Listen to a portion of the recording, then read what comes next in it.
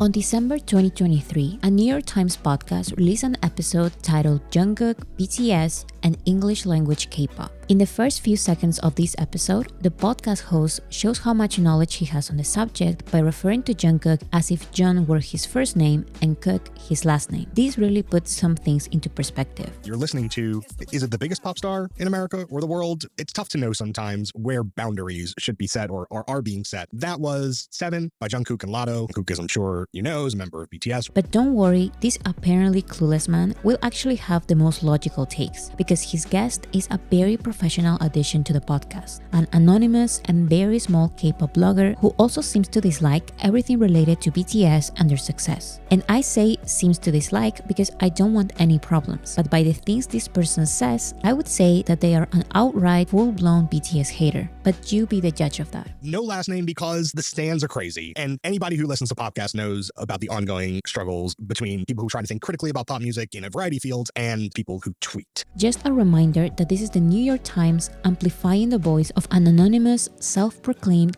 K-pop expert and a constant denier of BTS's success just because. Very professional of them. Now, I'm going to clip parts of the podcast because the full episode is kind of long, full of broken sentences, and not everything is relevant, but you will be able to see every time I jump sections. And I will be linking the full episode in the description so you can check that I'm not taking anything out of context. So before talking about BTS, they talk about the first K-pop attempts to enter the American music industry. We can go back to what feels like something that was like 100 eons ago, which is Big Bang, 21, like that era of K-pop groups really starting to make inroads in America. My recollection, going to those shows, listening to those albums, is these are musicians, producers, songwriters who were making an incredible maximalist version of pop music, taking it, amplifying it, piecing together in unexpected juxtapositions. I don't know if you remember, Rain appeared on the Colbert Report. You had the Wonder Girls coming through. Korea is a very small country, and they had already spread at this point in the mid-2000s to Japan, which is a massive music market right next door. The next step was this attempt to crack the American market, and they did it in a variety of different ways. So the JYP groups, which is the Wonder Girls, Rain, it feels almost like they tried to make something American sounding, but it didn't really connect, I think. But these other groups, Big Bang and 21, they did moderate what they were doing a little bit, but it wasn't an attempt to appeal to America or to the West. It's more just an attempt to go big, to go global, and just be the biggest group on earth. There are definitely some concessions. There is some use of English in a lot of these songs, or nonsense words is another one. Post language. I mean, ring ding dong is ring ding dong no matter what language you speak. K-pop in Korea, in Japan, is part of something called idol culture. And idol culture can be very, I don't know, what do the kids say? They can be very extra, very over the top. It has a certain aesthetic that may not appeal to those of us in America. This is the main point that the host and the guest will agree on in this entire episode. K-pop is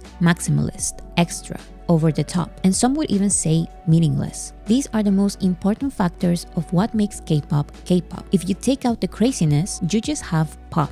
Rain and Wonder Girls try to enter the American market with normal pop, but Big Bang and 21 try to enter with K-pop. Big Bang and 21 did not want to appeal to the West, but Rain and Wonder Girls did. More than that, the guest seems to imply that Big Bang and 21's K-pop sound connected with a Western audience, while Rain and Wonder Girls' pop sound couldn't. This starts to show some of the biases of the guest. K-pop is YG Entertainment. K-pop is Big Bang. Because as much as she attributes Big Bang as a group who did not try to appeal to a Western audience by sticking to their typical K-pop sound, she can't help but recommend another Big Bang song as one K-pop song that can appeal to a quote-unquote normal music listener. Is there a song from that era that is emblematic of a song that kind of nodded to an American sensibility, even as it held tight to the kind of framework of what was working in K-pop? Well, the first one that comes to mind is Big Bang's with the video shot on the street in, I think it's Brooklyn, the diverse models that are with them, and just, it was so cool. Like, it was just so effortlessly cool. It was the kind of thing that could appeal to a normal music listener. The boy groups also have, they can have a very specific look that's just not appealing to an American palate, but something like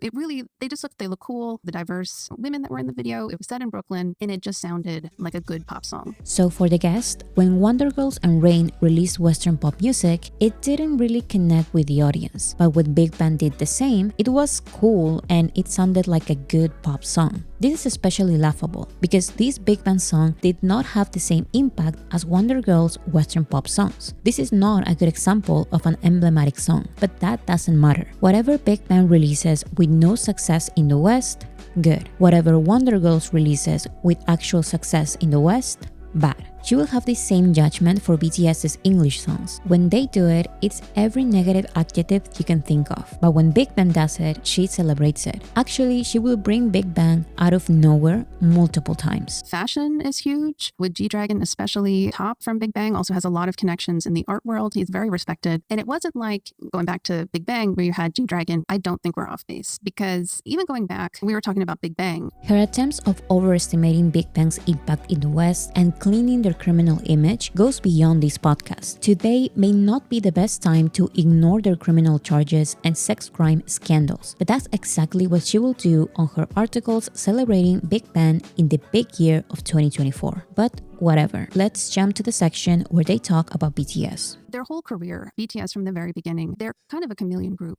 And then 2017, 2018, where they started morphing into a group aimed more at an American boy band audience. And I think the way that they were received in America was as a boy band. I think of it as their One Direction era because they're using some of these same songwriters. It's the Jonas Brothers. It's that era of boy band. This is an interesting point. The guest refers to BTS's entrance on the Western music industry as their boy band era and compares them to One Direction and the Jonas Brothers. But when she's asked to name one song that represents their One Direction era, she names Mic Drop, a song that One Direction and the Jonas Brothers would never release. Do you feel like is Mic Drop the song where you think the pivot hits? Is it Fake Love the song where the pivot hits? For me, I think it was Mic Drop because they got on Steve Aoki. Just to my ears, I didn't really understand why they had this big touted collab with a guy I'd never heard of before. I don't follow EDM. So it's a little bit awkward too. The song's a little awkward and it's still in that awkward BTS era. It definitely did have that sense of, yeah, we're going to get some names that Americans will know. And it wasn't like going back to Big Bang where you had G-Dragon with Missy Elliott or you had Diplo actually reaching out to work with GD and T.O.P. and that's just had a very different feel to it. Once again,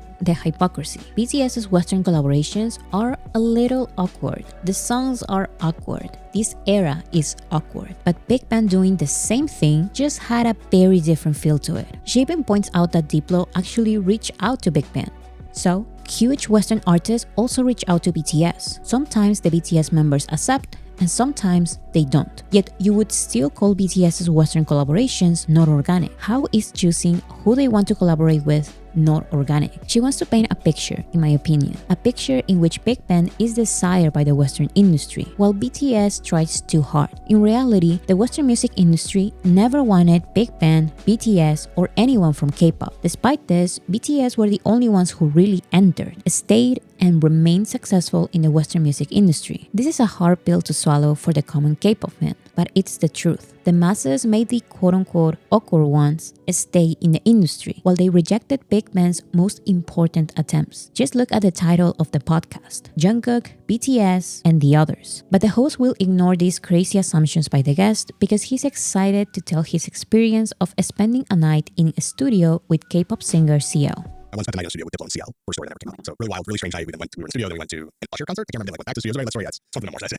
out CL, shout out Diplo. Great night. So yes, I agree. There's an awkwardness to it. But like I said before, the host will be the one bringing a tiny bit of sense to some crazy statements by the guest. He will give the benefit of the doubt to BTS collaborating with international artists. I think there's still some like uncertainty amongst American musicians and like, what is this? Like, can I get on these records? Like, does it make sense for me to, in the same way that like Justin Bieber getting on Despacito didn't seem obvious until it seemed like the most obvious thing in the world. I think that was still a moment before everybody understood, oh, we can collaborate with anyone. That's actually a positive. But the guest will deviate the conversation back to BTS are sellouts, they're just a boy band, and because they're just a boy band, they will break up like every other Western boy band. It seems like she really wants this to happen, you guys. There was still, I think, just a confusion over what K-pop was because all of that stuff that had happened around Gangnam Style and then to be faced with these guys making a song that all of a sudden, who are all these girls screaming in the audience of like the Billboard Music Awards? Oh, this is K-pop? These guys dancing on stage? Oh, they're a boy band, like New Kids on the Block and Backstreet Boys going, hey, BTS. They're like, oh, we get you. But there are also dangers to that approach because the boy band in America, you have a limited shelf life. These K-pop acts can continue for many years past kind of what we would consider a sell-by date, but you slot yourself into that boy band slot. It's a hard road. The host seems to disagree that this BTS era is just a boy band era. He points out BTS's variety of artistic directions. BTS in this time period, there's these more more tentative outreaches in both directions. I think that the way that they play with hip hop is important. Obviously, they're not alone in that, and I think gets them a little bit of maybe extra attention in America. The host's problem with BTS starts in 2021. To me, the breaking point is Butter. I listen to this and I think, where did BTS go? Like, where did they go? Who has them? Where are they trapped? Who's doing this? Why are we doing this? It felt incredibly craven. It's a business decision masquerading as a pop hit. And it is, in fact, a #1 pop hit. This is my biggest problem with K-pop and music journalists reporting on BTS. They treat them like K-pop when BTS were always different from K-pop.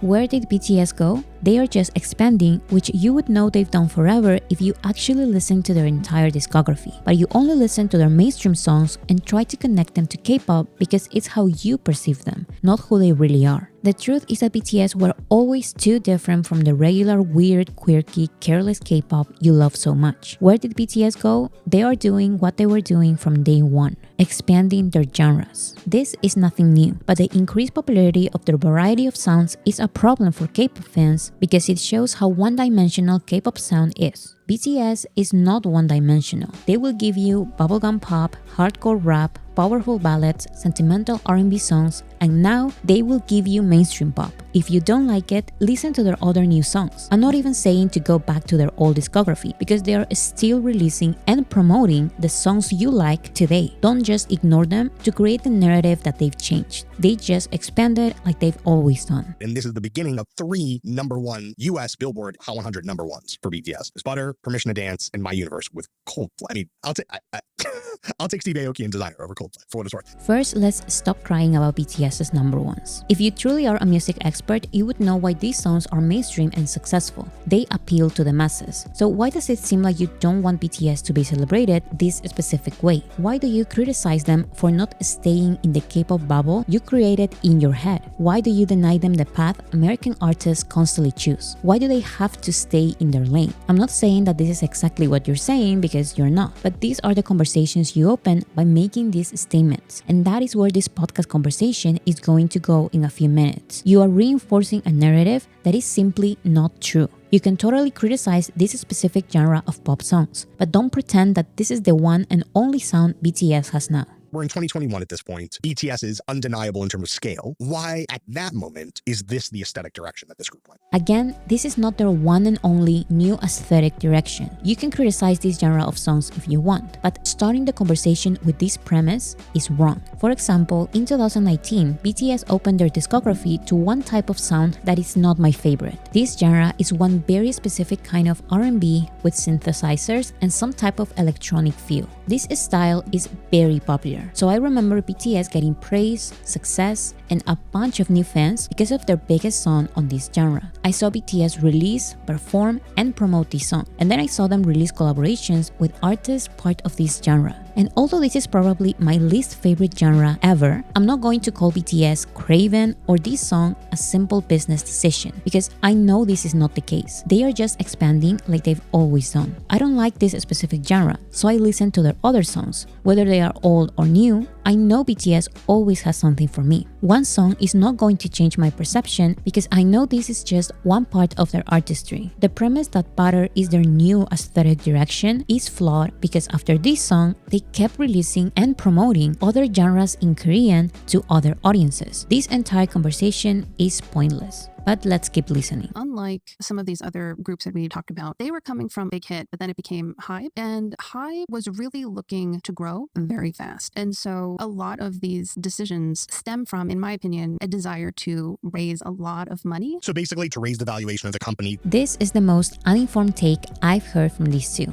If you know BTS like you claim you do, you would know that they had to go to the military around the end of 2020 and the beginning of 2021. You can see that was their plan because their performances at the end of 2019 were some kind of see you later, since these were supposed to be their last year-end performances in years. That means that Dynamite, Butter, Permission to Dance, and My Universe were not supposed to happen. They spontaneously happened because they received an exclusive exemption from the South Korean government for their contributions to the country. Not only that, but if Hype only wanted to make money out of BTS during this time, they wouldn't have wasted their time by releasing a Korean album. They would have released an an English album. The guest destroys her own theory as the conversation continues. HYBE had tried another boy band, TXT, that they had tried to soft launch as BTS's little brothers in, I think it's 2019, but it didn't really take off. And something with these K-pop companies is that the fans, as older groups slow down, fans move on, they adopt a younger group. And this did not happen with Tomorrow X Together. The BTS fans, they just stayed BTS fans. And that's pretty uncommon. That's very uncommon. So if BTS's massive audience never adopted a younger group and actually kept making BTS grow even more, why would BTS release English songs with the sole purpose of making more money for the company? There was not any loss. There was actually growth with their Korean songs. I remember when TXT were promoted as BTS's little brothers, but I don't think the label ever thought of them as replacement for BTS, because BTS was achieving unbelievable things in the West. This is not your favorite K-pop group from 2010, and it's impossible for their label to not notice this. But let's pretend for a second that they didn't notice. Let's assume TXT was made to replace BTS and they failed. Let's hear you out. Sorry, TXT. Basically, they were a one-trick pony, and they had to ride that pony until that pony could not go any further. And so really what you see there is a reaction to a lot of different factors, including the pandemic. They had this massive 2020 world tour scheduled that they had to cancel. They didn't have necessarily the resources to refund all that ticket money right away. My impression anyway was with these songs, they needed the cash, and this was one way to do it. So let's assume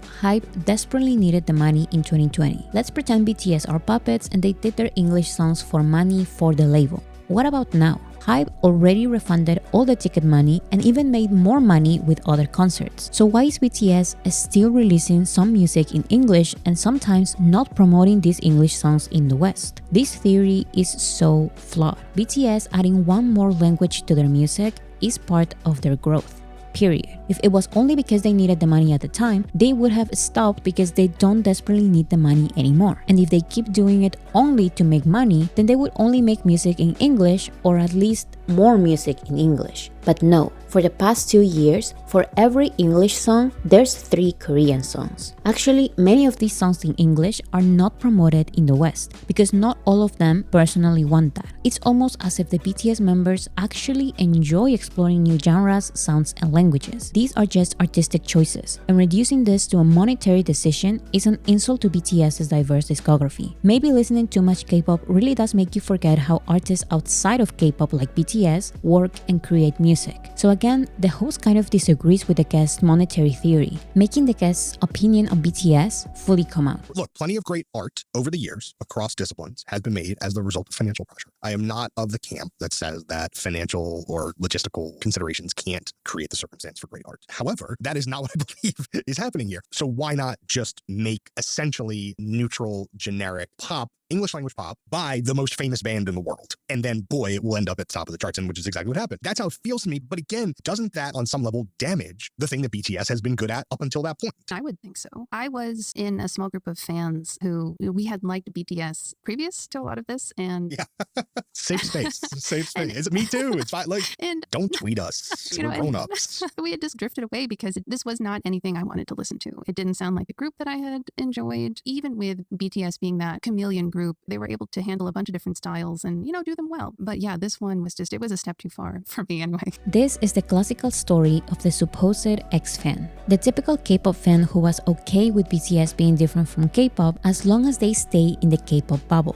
Her problem did not start with Butter. Her problem starts with Mic Drop, BTS's global domination. I don't believe these 3 songs were a step too far from you. These songs in the middle of 2 powerful Korean albums and 1 Japanese album, I don't believe you. You never liked BTS going mainstream, no matter their genre, no matter their language. This is my theory because I don't know this person, so these are just opinions that will be supported by the guest's later statements. BTS going mainstream is too much because you cannot fetishize them anymore. Although BTS never really went into the weird and crazy K-pop aesthetic, they were still singing in Korean and Japanese, and that is weird enough for you. My theory is that you're mad at BTS for being too successful in the West, because now K-pop is not your little secret anymore. These songs are too much for you because they validate BTS's real presence in the West. These songs gives them Grammy nominations, recognition by the American general public, and puts them right next to the biggest artists in the world. So what about K-pop? They are abandoned. Now you cannot even pretend BTS is part of that anymore. I think if you take the devil's advocate position, Butter proves a point, which is that the biggest, most popular English English language, in quote marks, music act, boy band, pop act need not derive from America or from Europe. That group can come from anywhere. I think that's a valuable contribution to like how pop's globalization is understood. That said, it seems like a genuine aesthetic setback for this group in particular. Despite the host's lack of acknowledgement about BTS's variety of music directions that continue to expand today, notice how he at least tries to value Jungkook's English album for what it is before the guest denies it. I think the Jungkook album is really instructive. When I first listened to it, I was like, it's so glossy, just like sealed up tight, no edges on it at all. And then after a couple listens, I was like, maybe that's the point. Maybe that's okay. And I sort of like warmed to it as a shiny artifact.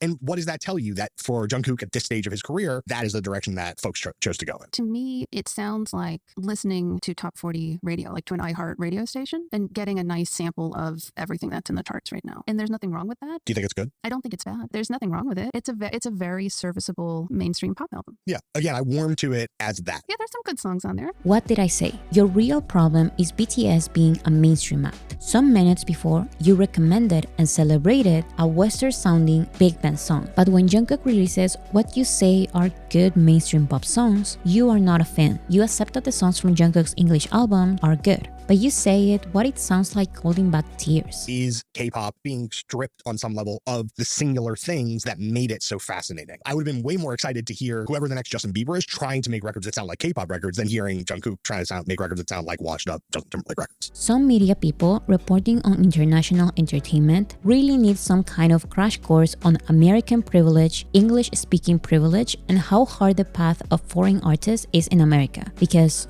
wow, some of these expectations American critics have for foreign acts is so tone deaf sometimes. And that's me being nice. It's an attempt to make American music, but just by a Korean. There really is no K-pop in this album other than the fact that the audience listening to it is a K-pop audience. That's what makes it K-pop. It'll go in one ear and out the other. But yeah, I do agree that something is lost there because there is a sound to K-pop. I think previously there was always this real eclectic drive to just pick up pieces from here and there and everywhere, use new sounds, use new and bigger and brighter colors and costuming, and just get the weirdest stuff that you can find and throw it on screen. And there are still acts doing that. I heard a song the other day that sounded like country music style, like guitars like all through it. And yeah, it was great. Come on.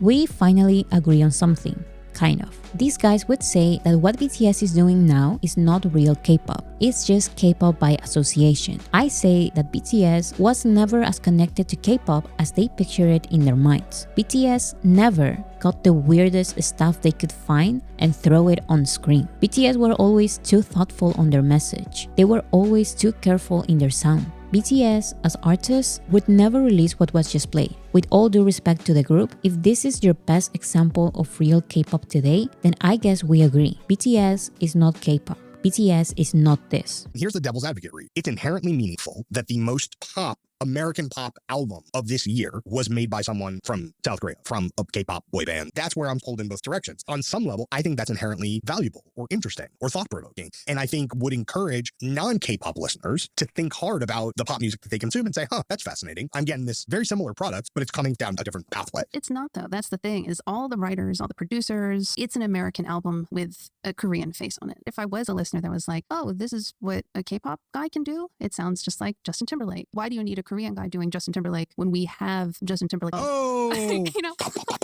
I don't need to fly to Seoul to go see Trolls 3, right? It's here. Damn.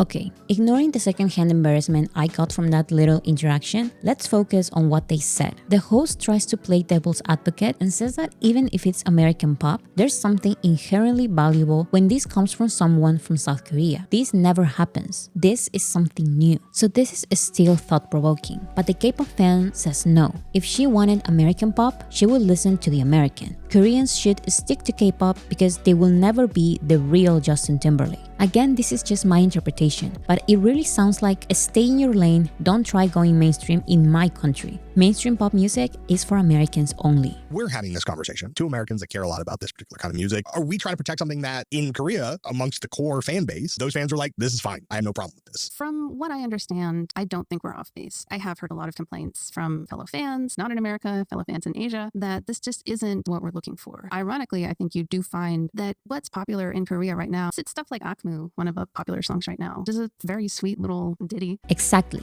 Korea listens to calm songs by artists like Akmu, not to the